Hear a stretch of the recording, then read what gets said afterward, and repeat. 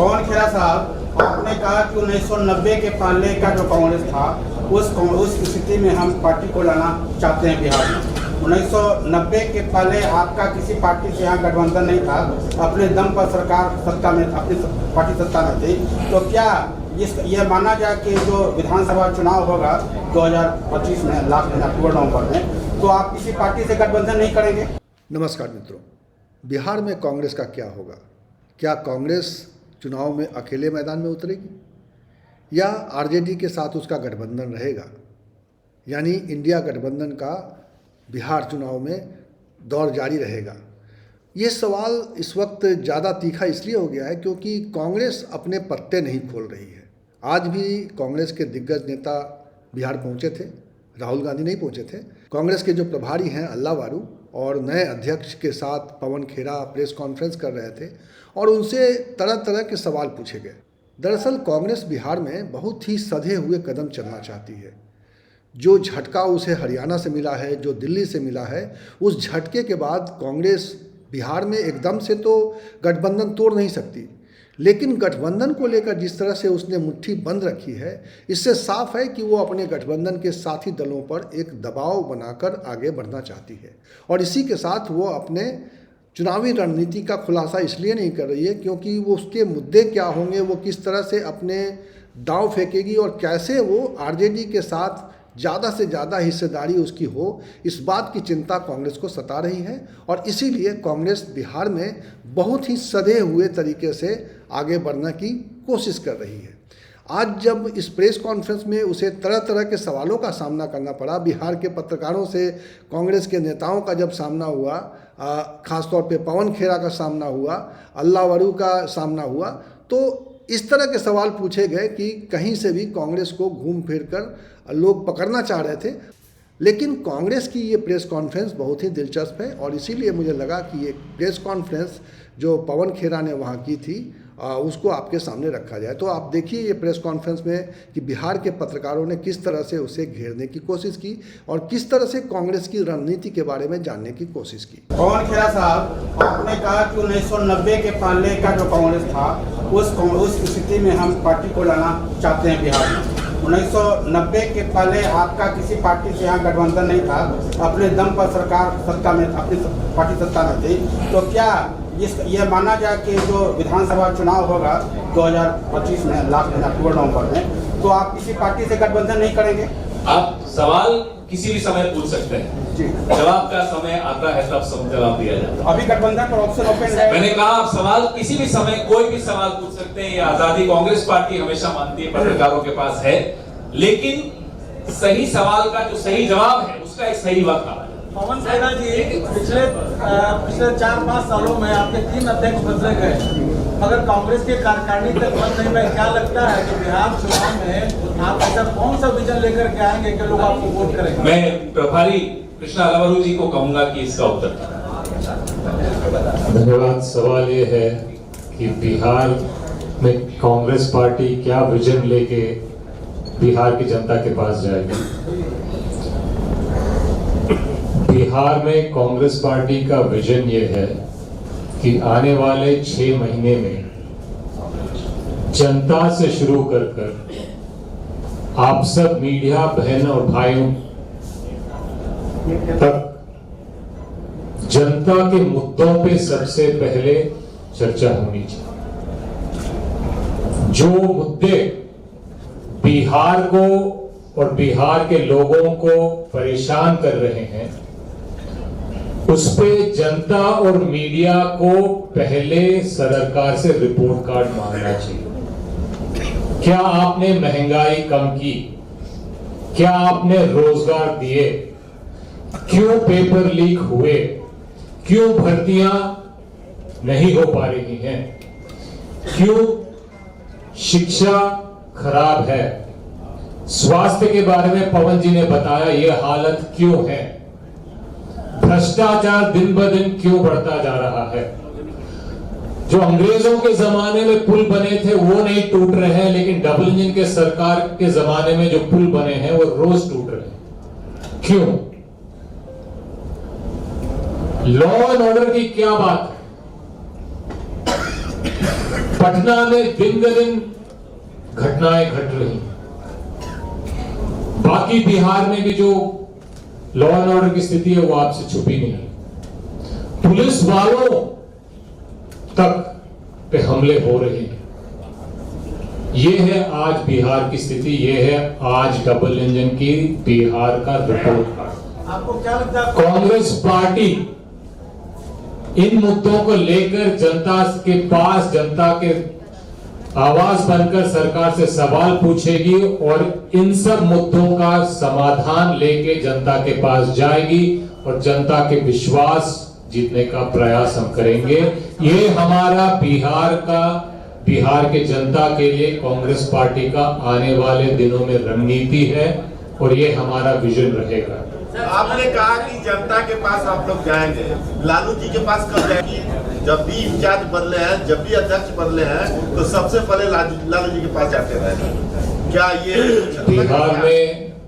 बिहार में Congress party, India गठबंधन सबसे पहले जनता को प्राथमिकता देती है। हम सब जनता के बीच में अलग अलग तरीके से जा रहे हैं और जैसे पवन जी ने कहा, गठबंधन के मामले पे सही समय पर आपको सही उत्तर आपके सारे प्रश्नों का मिल जाएगा। अभी आप दोबारा वही सवाल पूछेंगे तो जवाब भी दोबारा वही आएगा, तो आपको भी मजा नहीं आएगा। धन्यवाद। सर, मेरा सवाल ये है, चुनाव बहुत नजदीक है, आपके सारे सर जो नागरिकों के दूसरे सदस्यता का पूरा कर, आप बिना कार्यकर्ताओं के कहाँ पर? सवाल यह है कि बाकी जो पार्टियां हैं सदस्यता अभियान पूरा कर चुके हैं, कांग्रेस पार्टी इसके बारे में क्या कर रही है और आगे कैसे बढ़ेगी? कांग्रेस पार्टी की बिहार की जनता और बिहार के लिए विजन भी है, रणनीति भी है, प्लान भी है और इस पे हम धीरे धीरे आगे बढ़ रहे हैं। और मैं सब चीजों को बारे में अभी मीडिया से खुल के बात करने की स्थिति में नहीं हूं, लेकिन इतना जरूर बोलूंगा कि आप देखते रहिए, आपके काफी सवालों का जवाब आपको खुद ब खुद मिल जाएगा, क्योंकि कांग्रेस पार्टी अभी एक्शन मोड में बिहार में आ गई है। कृष्णा जी, एक सवाल ये है कि आपने बहुत अच्छे तरीके से ये रखा कि एक्सरे सही नहीं कर पा रही है, एक्सरे नहीं होगा तो इलाज भी सही नहीं होगा। तो आपने डबल इंजन के बारे में कहा कि अप्रोच भी डबल अप्रोच होना चाहिए था, अप्रोच भी गलत हो रहा था। तो मेरा ये सवाल है कि कर्नाटक में भी जो जाति जनगणना का सवाल आपने उठाया कि बिहार में ठीक से नहीं कराया गया, तो कर्नाटक में भी जाति जनगणना जब आपकी सरकार उस समय थी पहले तो कराया गया था। दूसरी बात है कि जब मनमोहन सिंह प्राइम मिनिस्टर थे तो सोशियो इकोनॉमिक कास्ट सेंसस भी कराया गया, तो दोनों का रिपोर्ट सामने नहीं आया। इसका मतलब वो प्रक्रिया में कहीं खामी रह गई थी। तो एक्सरे का जो आप बोलते हैं कि बहुत अच्छा होता है, तो ये इधर से सवाल किया जाता है मुख्यमंत्री जी और बिहार में भी लोग सवाल करते हैं, तो क्या करना है इसके बारे में, क्या करना है? कांग्रेस पार्टी का अगर आप गवर्नेंस का ट्रैक रिकॉर्ड देखो और बीजेपी के या एनडीए के सरकारों के साथ आप कंपेयर करो, केंद्र में हो या किसी भी राज्य में, तो आपको ये दिखेगा कि कांग्रेस पार्टी गवर्नेंस में अच्छी नीतियां भी लेके आती है और उसकी अच्छी इंप्लीमेंटेशन भी करती है। चाहे वो मनमोहन सिंह के समय में केंद्र में हो, या चाहे वो बिहार में हो, चाहे राजस्थान में हो, छत्तीसगढ़ में हो, तेलंगाना में हो, कर्नाटक में हो। ये जरूर बात है कि हर वक्त हर सरकार से हर काम समय पे नहीं हो पाता है, लेकिन अभी पूरी जोर शोर से हम इन मुद्दों पे काम कर रहे हैं। और जैसे आप देख रहे हैं, वर्तमान में हम सिंगल इंजन सरकार भी होते हुए डबल इंजन सरकार से ज्यादा तेजी से काम कर रहे हैं, एक्सरे भी कर रहे हैं और इलाज भी कर रहे हैं। दिल्ली इलेक्शन का जो दिल्ली इलेक्शन का जो रिजल्ट आया उसके बाद जिस तरीके से कांग्रेस एग्रेसिव है बिहार में, क्या मैसेज आप लोग देना चाहते हैं बिहार में कि बिना कांग्रेस पार्टी को रखते हुए साइडलाइन करते हुए बीजेपी से नहीं लड़ा जा सकता है? जो दिल्ली में हुआ, क्या वो चीज आपने तीसरा तरीका निकाला है वो एक ही सवाल में, मेरे जवाब नहीं बदलेगा। अब वही है, सही वक्त कुछ सवालों के लिए इंतजार करना, सही वक्त पे जवाब जरूर मिले। एक और सवाल, अभी फिलहाल नए अध्यक्ष जी आपके सामने हैं, नए प्रभारी जी आपके सामने हैं, नया जो मॉडल ला रहे हैं यहाँ कांग्रेस को पूरा एनर्जी लाने का, वो आपके सामने ला रहे हैं। कन्हैया कुमार के पीछे क्या स्ट्रेटजी है? सेंटर से स्टेट में भी उन्हें लाया गया, यात्रा कर रहे हैं क्या? अब कल को आप कहोगे कि अभय दुबे जी को यहाँ क्यों भेजा, पवन खेड़ा यहाँ क्यों आए, वो तो कहीं और से हैं। हम सब आ रहे हैं, आपको तो खुश होना चाहिए, और बिहार को मेहमान नवाजी के लिए जाना जाता है। हम सब आ रहे हैं ताकि बिहार में इस बार ये साबित किया जा सके कि बिहार बदलेगा तभी जब सरकार बदलेगी। सवाल का जवाब दे दिया जाता है तो आपने अध्यक्ष बदला चुनाव के बीच में, आपने प्रभारी बदला चुनाव के बीच में, क्या वजह है कि अचानक आपको इतने सारे बदलाव करने पड़ रहे हैं? बदलाव तो अभी मौसम भी बदल रहा है। अभी देखो, पहले थोड़े महीनों पहले सर्दी थी, तो सृष्टि का नियम है, सृष्टि का नियम है परिवर्तन। परिवर्तन तो होता ही है, इसमें परिवर्तन से क्या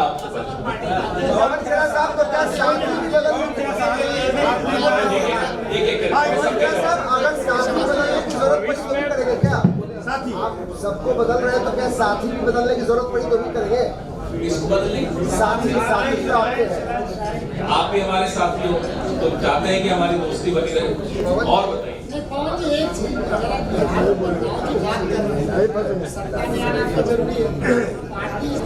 फिर ये चौथी तरीके से वही सवाल है, मुझे बड़ा अच्छा लगता है। बिहार में जो ये बौद्धिक क्षमता है बड़ी गजब की, आनंद आ जाता है। एक बार में और आज के कांग्रेस को बहुत साफ दिख रहा है। क्या दिख रहा है? गठबंधन के बारे में जब भी सवाल होता था तो तब कांग्रेस के नेता जोश से कहते थे कि नहीं, हम तो आरजेडी के साथ हैं, रहेंगे।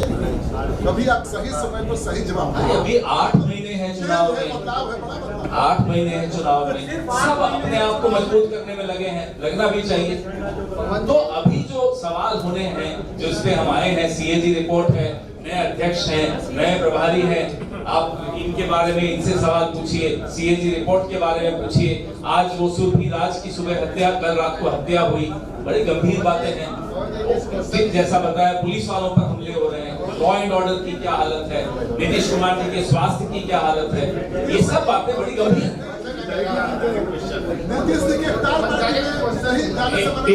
एक मिनट, आपका ये पूछ रहा हूँ कि आपने जैसा कि एक्सप्लेन किया राज्य के स्वास्थ्य के बारे में, तो what do you like to say about the health condition of Nitish Kumar? No, we are worried. We are worried. We are worried for Bihar. We are worried for Nitish Kumar himself. ये किस तरह का pressure उन पर डाला होगा, हमें ये नहीं समझ में आता कि आज उनके स्वास्थ्य की ये हालत हो गई। अब हमें चिंता इस बात की है कि इस स्वास्थ्य को लेकर वो पता नहीं उनसे क्या साइन लिए जा रहे हैं, बीजेपी क्या षड्यंत्र रच रही है। ये चिंता प्रत्येक बिहार के नागरिक की है। पवन खेड़ा साहब, अभी आप थोड़ा सा मैं इस पे जोड़ना चाहूँगा। मुख्यमंत्री जी का जो स्वास्थ्य है वो दिन ब दिन खराब हो रहा है, उसकी बिहार की जनता को भी चिंता है, आपको भी चिंता है और हमें भी चिंता है।